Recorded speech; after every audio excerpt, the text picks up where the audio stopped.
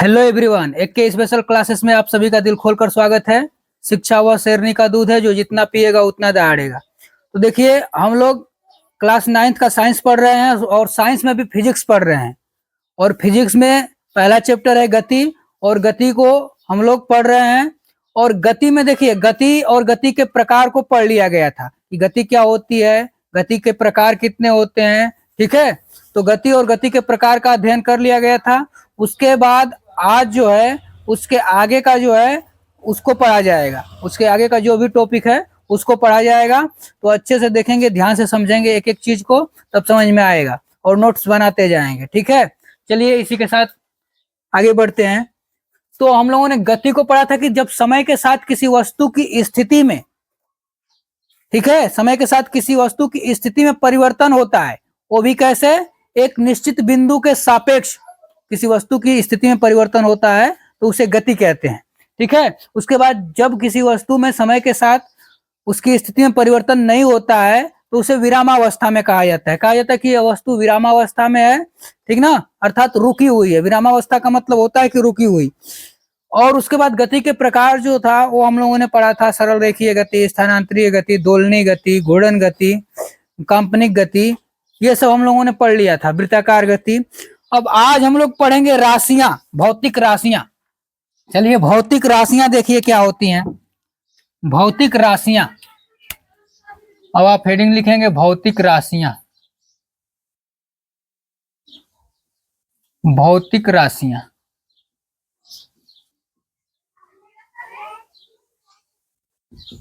Physical quantities.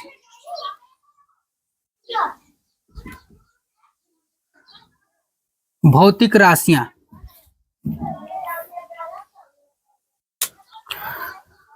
अब देखिए ये भौतिक राशियां क्या होती हैं, इसको समझेंगे अच्छे से।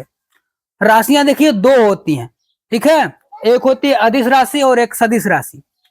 अदिश राशियां और सदिश राशियां दो राशियां होती हैं, ठीक है।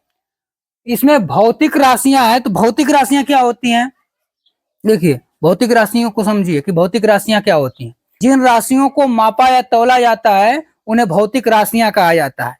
समझ रहे हैं, ऐसी जितनी भी राशियां हो जिनको माप सकते हैं, तोल सकते हैं, उन्हें कहते हैं भौतिक राशियां। ठीक है, तो ऐसी क्या क्या चीजें हैं जिनको हम लोग माप सकते हैं, तोल सकते हैं। देखिए द्रव्यमान है, द्रव्यमान है ना, द्रव्यमान को माप सकते हैं कि कितने केजी का है, ठीक है, कितने ग्राम का है। उसके बाद समय है, समय को भी माप सकते हैं, सेकेंड में माप सकते हैं, ठीक ना। और उसके बाद मिनट में माप सकते हैं, घंटे में माप सकते हैं। उसके बाद कुछ भी हो, जैसे बल हो गया, बल का मात्रक न्यूटन होता है, ठीक है। तो ऐसे करके वे राशियां जिनको हम लोग माप या तोल सकते हैं उन्हें भौतिक राशियां कहते हैं। तो नोट करेंगे, वे राशियां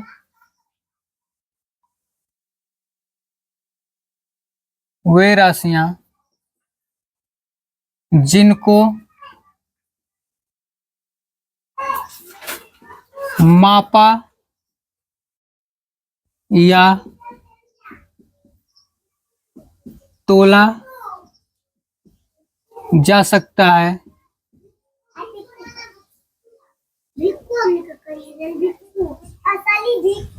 उन्हें भौतिक राशियां कहते हैं। भौतिक राशियां कहते हैं।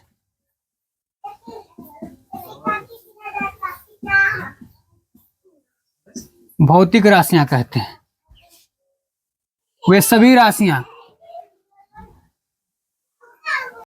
देखिए, तो भौतिक राशियां कितनी होती हैं, दो होती हैं। भौतिक राशियां दो होती हैं, ठीक है। अब भौतिक राशियों में एक होती है अदिश राशियां और दूसरी सदिश राशियां। इसमें थोड़ा बना लेंगे, इसको क्वांटिटीज कर लेंगे, क्वांटिटीज, क्वांटिटीज, ठीक है।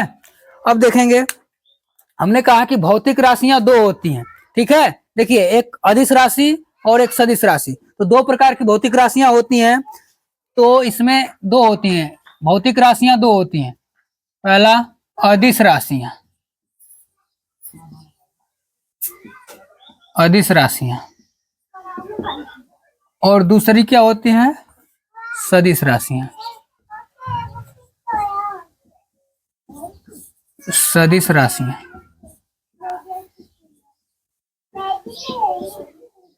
तो राशियां कितनी होती हैं? दो राशियां होती हैं, अदिश राशियां और सदिश राशियां।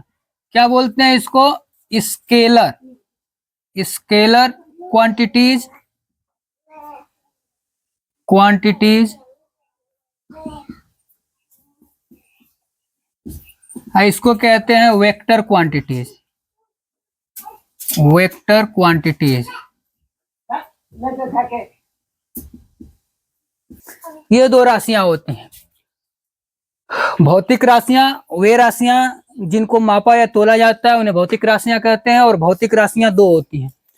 दो प्रकार की राशियां होती हैं जिन्हें मापा और तोला जाता है। अब देखिए इसमें अदिश, दिश का मतलब दिशा, ठीक ना। अदिश का मतलब होता है जिसमें दिशा न हो। वे राशियां जिनको व्यक्त करने के लिए केवल परिमाण की आवश्यकता होती है, दिशा की नहीं, उन्हें क्या कहते हैं? उन्हें कहते हैं अदिश राशियां। ठीक है, यहाँ पे क्वांटिटीज कर लेंगे, क्वांटिटीज। देखिए वे राशियां जिनको व्यक्त करने के लिए केवल परिमाण की आवश्यकता होती है, दिशा की आवश्यकता नहीं होती, उन्हें क्या कहते हैं? अदिश राशियां कहते हैं। और वे राशियां जिन्हें व्यक्त करने के लिए परिमाण के साथ साथ दिशा की भी आवश्यकता होती है, उन्हें सदिश राशियां कहते हैं। देखिए अब इसका मतलब समझिए, दिशा की आवश्यकता का मतलब समझिए क्या होता है। अब इसमें इसको व्यक्त करने के लिए केवल परिमाण, परिमाण का मतलब कोई अंकिक मान हो गया, ठीक ना। जैसे मान लीजिए हम पूछेंगे कि समय कितना है, तो आप कहेंगे कि 2 बज रहा है, चाहे कुछ भी, ठीक ना, 2 घंटे 2 सेकेंड, ठीक है। दूरी को लेंगे तो 1 मीटर 2 मीटर ऐसे दूरी हो गई, ठीक ना। अब ये इसको व्यक्त करने के लिए कोई दिशा की आवश्यकता नहीं है, ठीक ना, दिशा की आवश्यकता नहीं है, तो इनको कहा जाता है अदिश राशियां। जैसे अदिश राशियां, देखिए इसको पहले लिख लीजिए तब फिर बताते हैं। अदिश राशियां, अदिश राशियां।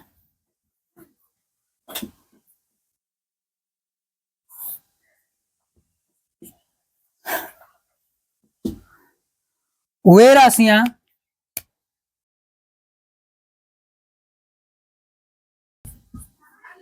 राशियां जिन्हें व्यक्त करने के लिए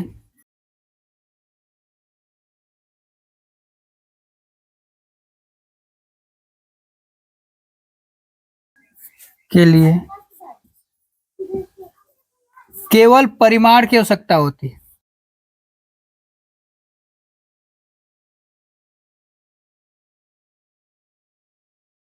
आवश्यकता होती है।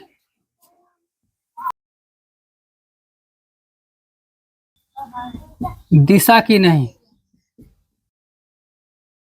दिशा की नहीं, अदिश राशियां कहलाती हैं।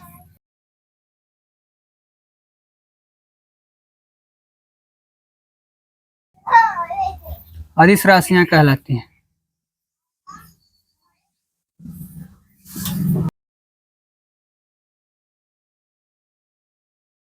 जैसे समय, द्रव्यमान, दूरी, क्षेत्रफल, घनत्व आदि। देखिए अदिश राशि को समझिए अच्छे से। हमने क्या लिखाया? वे राशियां जिन्हें व्यक्त करने के लिए केवल परिमाण की आवश्यकता होती है, दिशा की नहीं, ठीक ना। परिमाण क्या होता है? उसकी मात्रा, कितनी मात्रा है। जैसे मान लीजिए द्रव्यमान को कह दिए तो उसका कह देंगे 5 केजी। अब 5 केजी के साथ ये नहीं कहेंगे कि इधर 5 केजी, ऊपर नीचे आगे पीछे उत्तर दक्षिण, ये नहीं कहा जाएगा, बस कहा जाएगा 5 केजी। अब अपने से अनुमान, इसमें जितनी भी हैं सब अदिश राशियां हैं। समय, द्रव्यमान, दूरी, क्षेत्रफल, घनत्व, ये सब आयतन, जितने भी सब होते हैं, आयतन भी होता है, शक्ति भी होती है, ताप भी होता है, इन्हें व्यक्त करने के लिए दिशा की आवश्यकता नहीं होती है।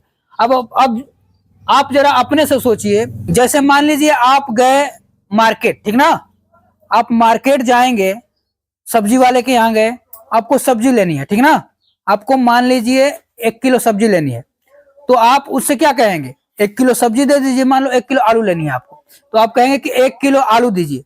ऐसा तो आप कहेंगे नहीं कि 1 किलो आलू उत्तर मुंह करके दे दीजिए, ठीक ना, ऐसा आप नहीं ना कहेंगे कि 1 केजी आलू जो है उत्तर की तरफ मुंह करके दीजिए, चाहे एक तरफ 1 केजी आलू जो है दक्षिण मुंह करके दीजिए, ऐसा तो कहेंगे नहीं तो खुद भगा देगा आपको, ठीक है।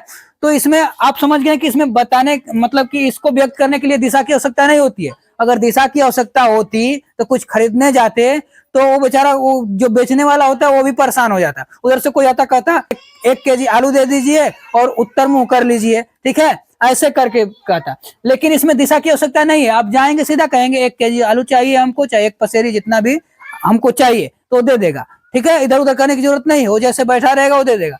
अब कोई तुम आपसे समय पूछ लेगा, कोई कहेगा कि बताइए कितना बज रहा है, तो आप थोड़े कहेंगे कि हाँ उत्तर मुंह है 2 बज रहा है, कहेंगे नहीं कहेंगे, दक्षिण मुंह है 5 बज रहा है, ठीक है। तो यानी कि दिशा का जिक्र नहीं करेंगे, समय को बताने के लिए भी दिशा की आवश्यकता नहीं होती है। तो ये जितनी भी राशियां हैं, ठीक ना, ये सब क्या होती हैं, अदिश राशियां होती हैं। क्षेत्रफल बताने के लिए, दूरी बताने के लिए, देखिए दूरी के जैसा एक विस्थापन होता है जो सदिश राशि होती है, उसमें दिशा की आवश्यकता होती है, लेकिन दूरी में नहीं, किधर भी चल देंगे वो दूरी हो गई, ठीक है। जैसे जिधर मन उधर चल देंगे, ठीक ना, यहाँ से आपको अपने स्कूल जाना हो चाहे कहीं जाना हो तो किसी भी तरह से जाइए, वो दूरी हो गई, ठीक है। लेकिन विस्थापन में शुरू जहां से किए और अंतिम कहां से किए बस उस पर ध्यान दिया जाता है, ठीक ना, और बाकी किस तरह गए हैं उससे मतलब नहीं होता है। तो दूरी अदिश राशि होती है। क्षेत्रफल, किसी चीज का क्षेत्रफल बताना हो तो क्षेत्रफल में दिशा की आवश्यकता नहीं होती है, घनत्व बताना हो दिशा की आवश्यकता नहीं होती है। तो ये होती है अदिश राशियां, जिन्हें व्यक्त करने के लिए केवल परिमाण की आवश्यकता होती है, दिशा की नहीं। चलिए अब आगे बढ़ते हैं, सदिश राशियां जान लेते हैं क्या होती हैं। सदिश राशियां, सदिश राशियां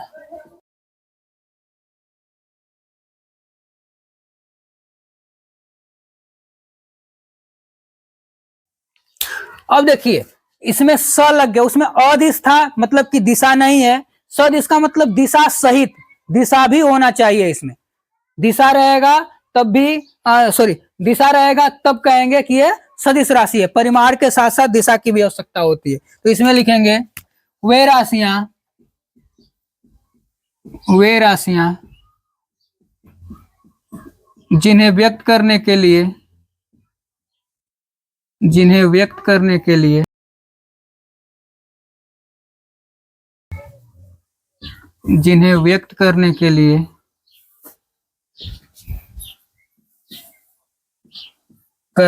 लिए परिमाण के साथ साथ, परिमाण के साथ साथ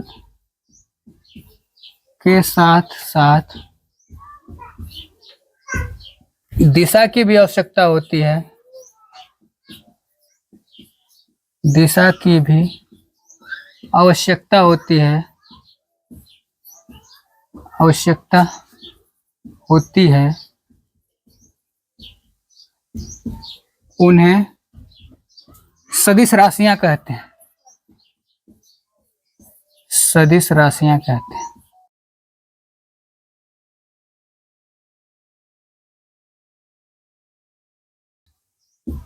उन्हें सदिश राशियां कहते हैं। जैसे क्या हो जाएगा, जैसे इसमें विस्थापन,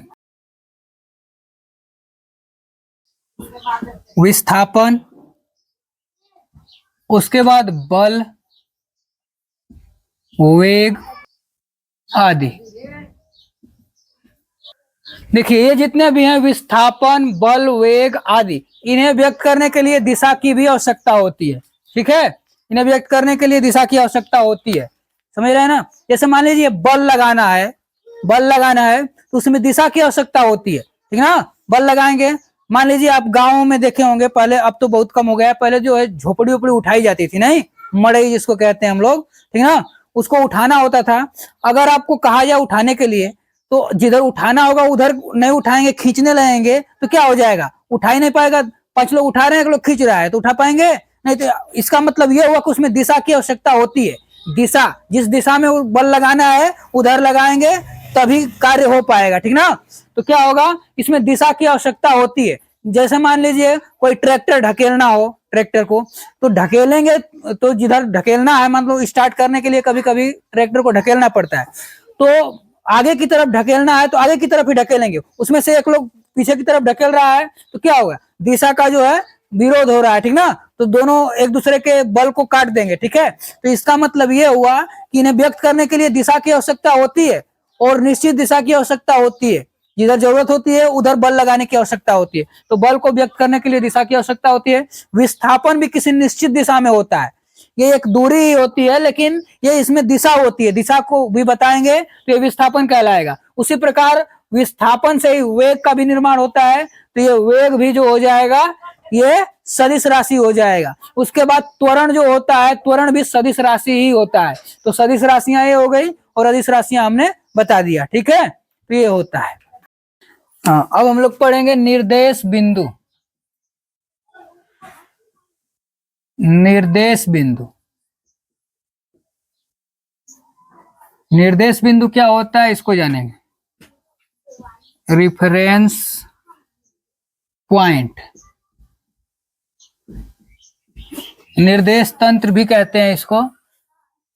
तो देखिए निर्देश बिंदु में क्या होता है, किसी वस्तु की गति का अध्ययन करने के लिए एक निश्चित बिंदु या स्थिर बिंदु का होना आवश्यक होता है।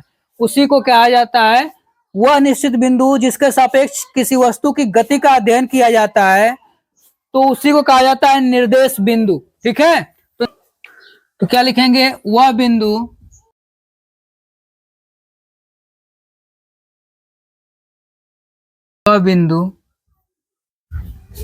जिसके सापेक्ष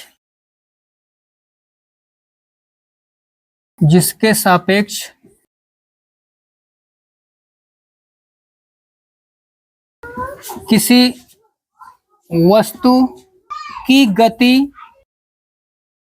की गति का अध्ययन,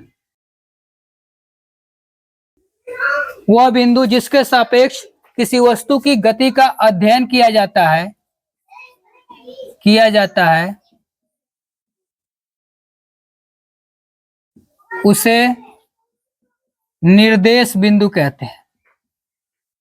निर्देश बिंदु कहते हैं।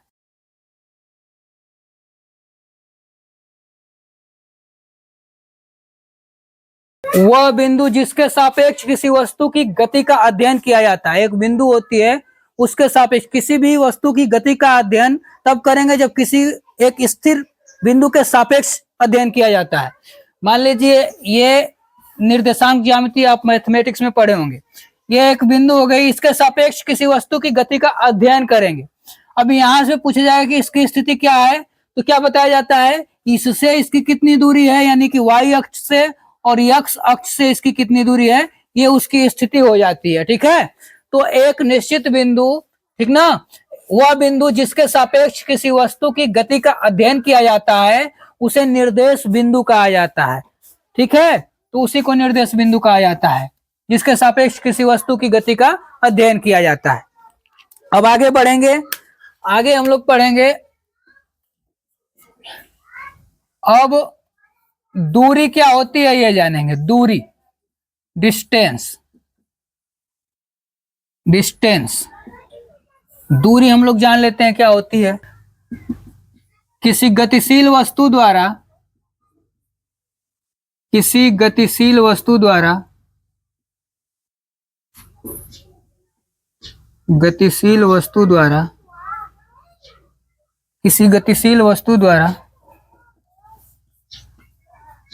किसी समय में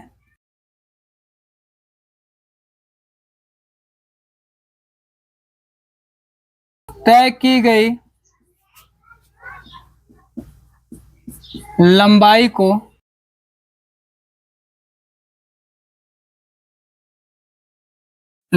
को उस वस्तु की दूरी कहते हैं।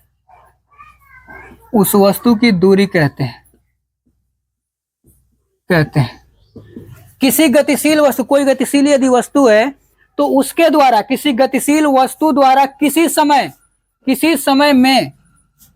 में तय की गई लंबाई को वस्तु की दूरी कहते हैं, या वस्तु द्वारा तय की गई दूरी कहते हैं।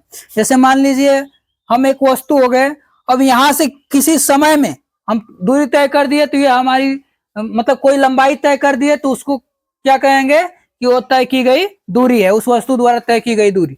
मान लो एक व्यक्ति को यहां से यहां जाता है, यहां से एक व्यक्ति को, ठीक है, एक व्यक्ति को यहां से यहां जाने में कुछ समय लगता है, ठीक ना। तो यहां से यहां जा रहा है कोई व्यक्ति, ठीक है, तो यहां से यहां जाने में जो लंबाई तय किया है, इसी लंबाई को क्या कहते हैं, दूरी कहते हैं।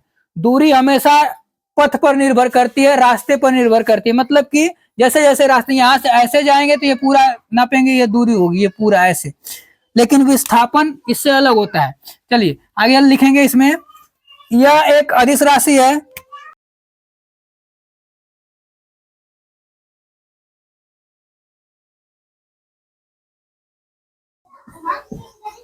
अदिश राशि है तथा इसका मात्रक, इसका एसआई मात्रक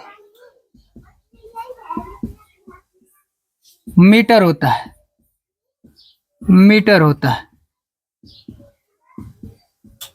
है।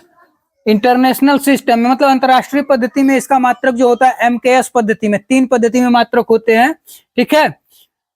तो ये हो गया, किसी गतिशील वस्तु द्वारा किसी समय में तय की गई लंबाई को उस वस्तु की दूरी कहते हैं। यह एक अदिश राशि है तथा इसका एसआई मात्रक मीटर होता है। चलिए अब आगे बढ़ते हैं, दूरी तो हो गई, अब विस्थापन को जान लेते हैं कि विस्थापन क्या होता है। दूरी से ही संबंधित होता है, दूरी के जैसा ही होता है, लेकिन उसमें अंतर होता है।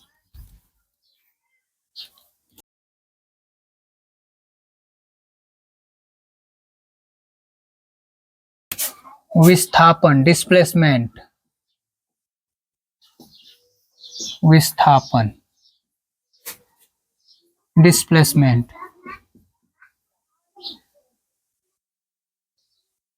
डिस्प्लेसमेंट, विस्थापन किसी गतिशील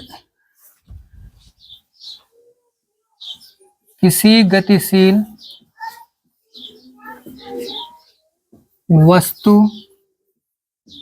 के प्रारंभिक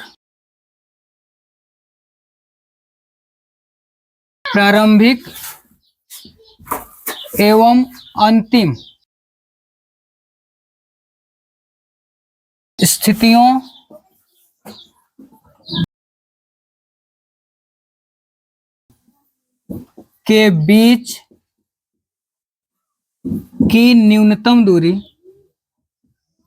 न्यूनतम दूरी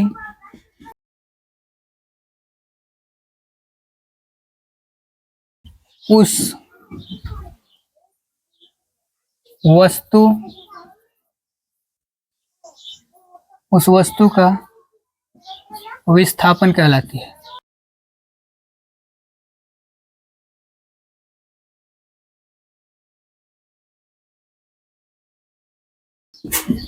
विस्थापन कहलाती है।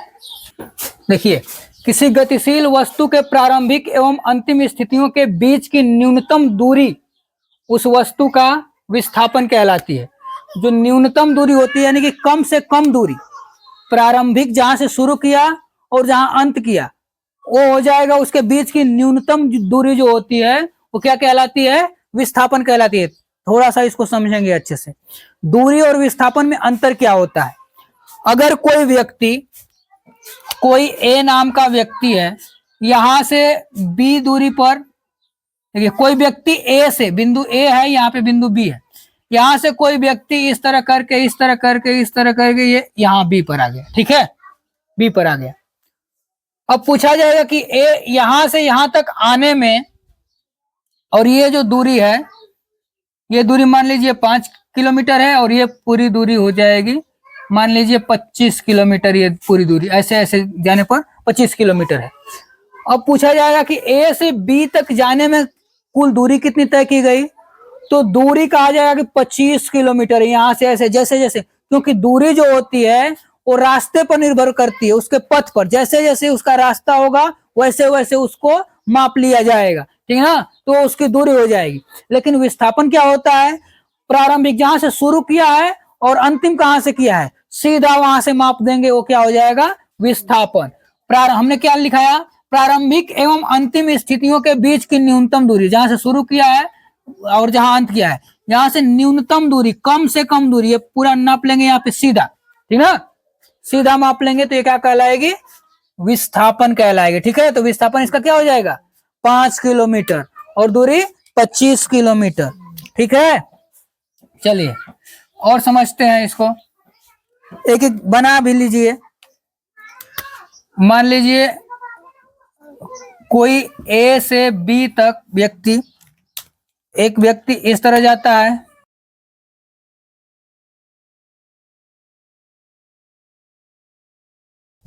दस किलोमीटर है, और यहां से सीधा 8 किलोमीटर है, ठीक ना, ये दूरी। अब पूछा जाए कि इसकी दूरी कितनी है, तो यहाँ पे दूरी हो जाएगी, ठीक है, ये इस तरह जा रहा है वस्तु, इस तरह वस्तु जा रही है, अगर इस तरह जाएगी, सीधे कोई वस्तु जाएगी, ठीक ना, चाहे कोई व्यक्ति जाएगा, तो दूरी भी वही हो जाएगी, विस्थापन के बराबर ही। लेकिन इस तरह शर्त यह है कि ये वस्तु इस तरह करके दूरी तय की है, तो इसकी दूरी कितनी हो जाएगी, 10 किमी, और विस्थापन क्या हो जाएगा, विस्थापन 8 किमी हो जाएगा, 8 किमी। ये इस तरह से ये पूछा है, तो ये जो होती है उसकी दूरी हो जाएगी है। अब यदि हम आपसे ये पूछें, आपसे यदि हम ये पूछें कि कोई व्यक्ति, ठीक है, अपने घर से विद्यालय जाता है, फिर विद्यालय से अपने घर आ जाता है, और उसके विद्यालय से उसके घर की दूरी जो है 5 किलोमीटर है। कोई लड़का है, कोई छात्र है, ठीक है, वो अपने घर से 5 किलोमीटर दूर उसका स्कूल है, वहां से मतलब अपने घर से स्कूल जाता है, फिर स्कूल से अपने घर आ जाता है, तो उसके द्वारा तय की गई कुल दूरी बताइए तथा कुल विस्थापन बताइए, क्या होगा। तब आप क्या कहेंगे, दूरी कितनी होगी, विस्थापन कितना होगा, दूरी और विस्थापन बताइए कितना कितना होगा, कम होगा, कितना कम होगा। हमने कहा कि एक लड़का जो है, ठीक है, एक लड़का, ठीक ना, अपने घर से निकलता है, 5 किलोमीटर दूरी पर उसका स्कूल है, 5 किलोमीटर दूरी पर उसका स्कूल है, ठीक है, 5 किलोमीटर दूरी पर उसका स्कूल है या उसका होम है, ठीक ना, ये होम हो गया, ये उसका स्कूल हो गया, यहां से 5 किलोमीटर की दूरी पर है। यहां से एक लड़का चला, यहां से एक लड़का जो है ऐसे, ठीक है, अच्छा सा लड़का, सुंदर सा मलुक सा लड़का, यहां से निकल कर आया यहाँ पे, अब यहाँ स्कूल आकर फिर यहीं पे आ गया, तो हमने पूछा कि उसके द्वारा तय की गई कुल दूरी बताइए और उसके द्वारा तय किया गया कुल विस्थापन बताइए। तो आप बताएं, बताएं, ये लड़का यहां से जाकर फिर आ गया है, ठीक है, समझ रहे हैं, तो कुल दूरी कितनी होगी, तो हम कहेंगे यदि दूरी की बात करें तो दूरी 5 किलोमीटर इधर गया, फिर 5 किलोमीटर इधर आया, तो दूरी हो गई 10 किलोमीटर। लेकिन यदि हम विस्थापन की बात कर लें कि विस्थापन कितना होगा, तो विस्थापन कितना होगा, विस्थापन कितना हो जाएगा, विस्थापन देखिए कितना होगा, यहां से हमने कहा कि विस्थापन क्या है, प्रारंभिक और अंतिम बिंदुओं के बीच की न्यूनतम दूरी होता है, कम से कम दूरी, जहां से शुरू किया और अंत कहां किया, उस वो जो है जहां से शुरू किया और जहां अंत किया उसको माप देंगे, सीधा बस हो जाएगा उसका विस्थापन। देखिए यहां से शुरू किया था, फिर यहीं पे आ गया, तो बच्चों कितना विस्थापन हुआ, कितना विस्थापन हुआ, 0 हुआ ना, 0, 5 किलोमीटर गया, फिर वहीं पे आ गया, जहां शुरू किया था वहीं से नापेंगे तो कितनी दूरी हो गई, विस्थापन इसका 0 हो जाएगा, ठीक है, 0 किलोमीटर हो गया। इतना ध्यान रखेंगे, ये बार बार पूछा भी जाता है कि कोई व्यक्ति जहां से प्रारंभ किया वहीं पे आ जाएगा तो उसका कुल विस्थापन कितना होगा, तो डिस्प्लेसमेंट जो हो जाएगा वो 0 एंड डिस्टेंस इसकी जो हो जाएगी 10 किलोमीटर हो जाएगी। ठीक है, अब आगे बढ़ते हैं, विस्थापन से संबंधित कुछ महत्वपूर्ण बातों को जान लेते हैं, ठीक है ना। विस्थापन से जो संबंधित बातें हैं, देखिए विस्थापन संबंधित क्या बात है। पहला, विस्थापन विस्थापन धनात्मक धनात्मक ऋणात्मक अथवा शून्य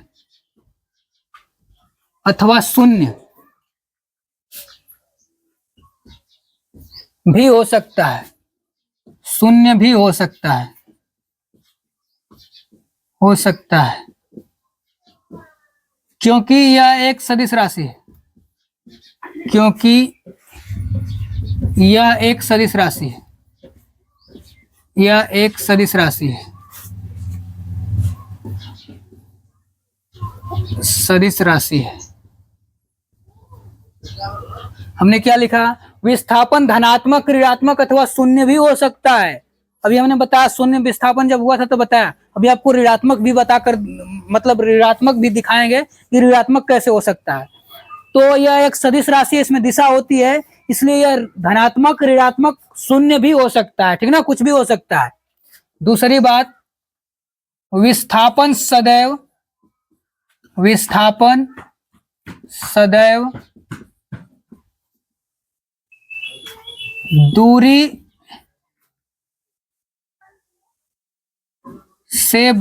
दूरी के बराबर या उससे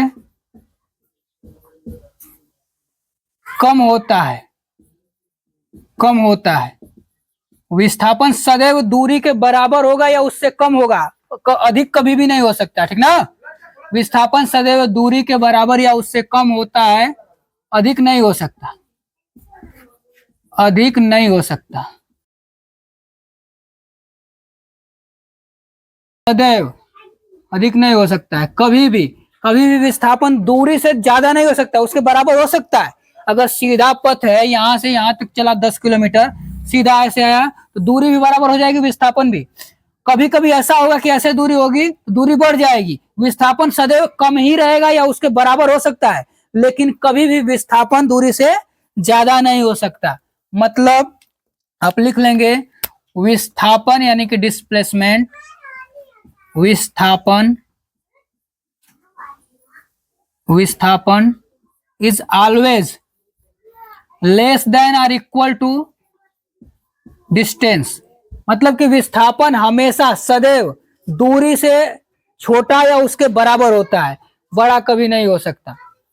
दूरी से हमेशा छोटा होगा या उसके बराबर होगा। Displacement is always less than और इक्वल टू डिस्टेंस, मतलब विस्थापन सदैव दूरी के बराबर या उससे छोटा होता है। विस्थापन और दूरी का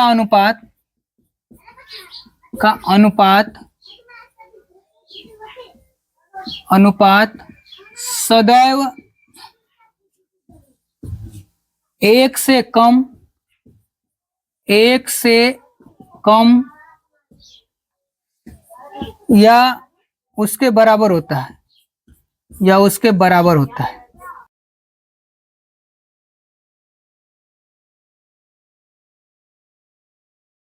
हाँ, इसको देखेंगे, एक से कम या उससे बराबर होता है, ठीक है, समझ रहे हैं ना। हमेशा देखिए दूरी को अगर इसके बटे में लाएंगे, ऐसे विस्थापन बटे में दूरी करेंगे तो ये इनका अनुपात हमेशा जो है, यहाँ एक बचेगा, दूरी को इधर ला देंगे तो विस्थापन और दूरी का अनुपात सदैव एक से छोटा या उसके बराबर होता है, ठीक है, तो ये ध्यान में रखेंगे। हाँ, चलिए अब आगे बढ़ते हैं। अब दूरी हो गई, विस्थापन हो गया, तो अब दोनों में अंतर क्या होता है ये जान लेंगे। वैसे तो आप दोनों परिभाषा से आप समझ गए होंगे कि अंतर क्या होता है, लेकिन फिर भी इसको अलग से नोट कर लेते हैं। नोट कर लीजिए अलग से, दूरी तथा विस्थापन में अंतर। दूरी तथा विस्थापन में अंतर, दूरी तथा विस्थापन में अंतर।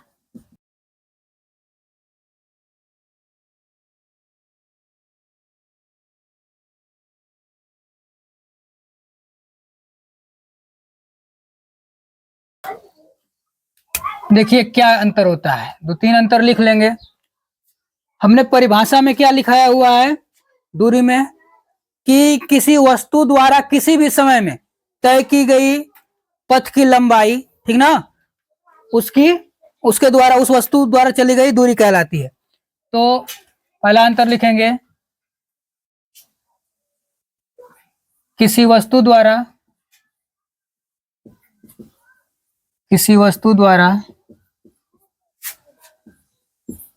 तय की गई लंबाई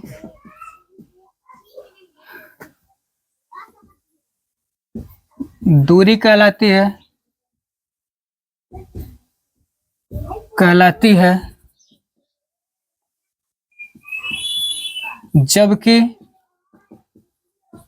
जबकि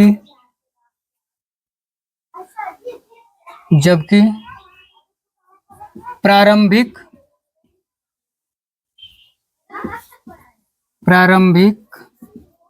एवं अंतिम बिंदुओं के बीच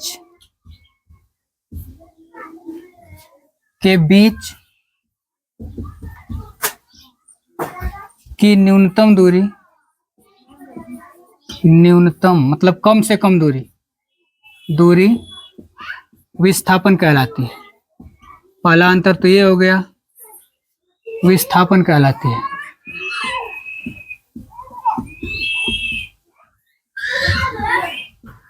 दूसरा अंतर क्या होता है, दूसरा अंतर, दूरी एक अदिश राशि है,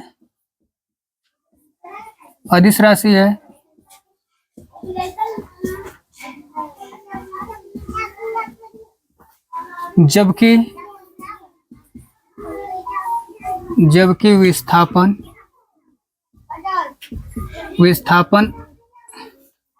एक सदिश राशि है।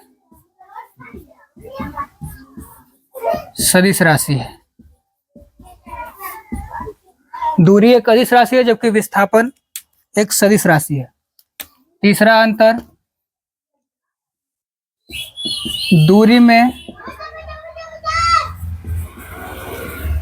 केवल परिमाण की आवश्यकता होती है,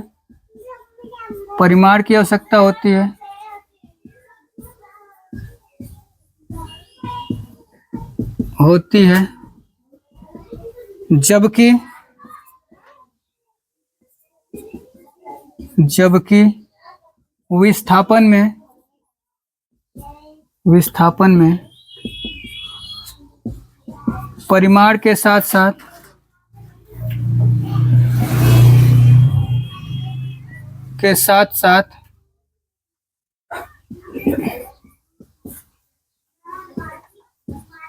दिशा की भी आवश्यकता होती है,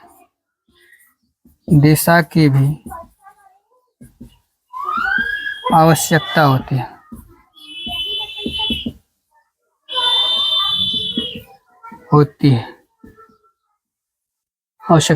है। एक और नोट लिख लेंगे, मतलब एक और अंतर लिखेंगे, दूरी सदैव धनात्मक होती है,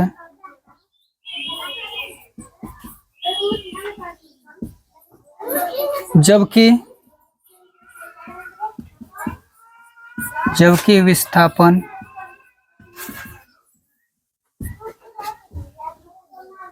धनात्मक, ऋणात्मक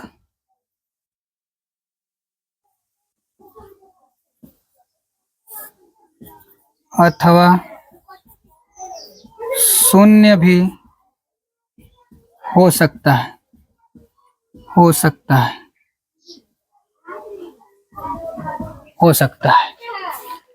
देखिए ये अंतर होता है, दूरी तथा विस्थापन में अंतर। किसी वस्तु द्वारा तय की गई लंबाई दूरी कहलाती है, जबकि उसकी प्रारंभिक एवं अंतिम स्थितियों के बीच की न्यूनतम दूरी, कम से कम दूरी, जहां से शुरू किया और जहां अंत किया वहां के बीच की न्यूनतम दूरी, कम से कम दूरी को विस्थापन कहते हैं। दूसरी बात, दूरी एक अदिश राशि है जबकि विस्थापन एक सदिश राशि है। तीसरी बात, दूरी में केवल परिमाण की आवश्यकता होती है जबकि विस्थापन में परिमाण के साथ साथ दिशा की भी आवश्यकता होती है। चौथा नंबर, दूरी सदैव धनात्मक होती है जबकि विस्थापन ऋणात्मक, धनात्मक, शून्य कुछ भी हो सकता है। ठीक है, हाँ चलिए आगे बढ़ते हैं।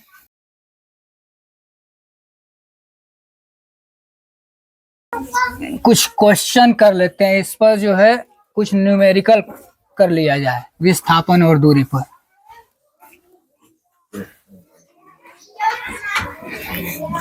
चलिए एग्जाम्पल लिखिए।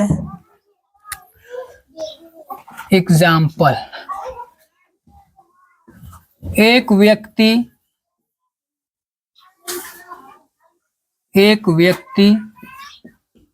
एक सीधी सड़क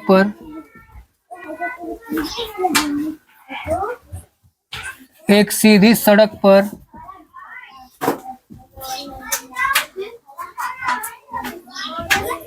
500 किमी जाता है।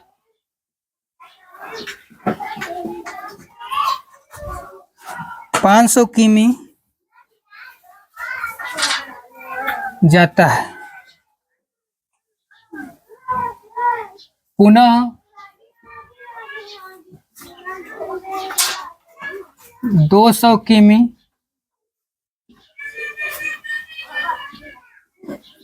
उसी सड़क पर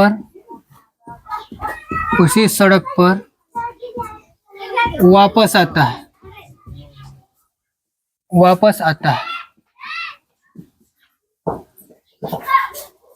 व्यक्ति द्वारा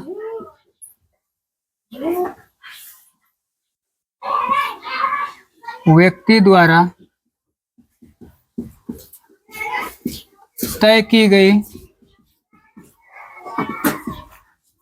कुल दूरी तथा कुल विस्थापन ज्ञात कीजिए।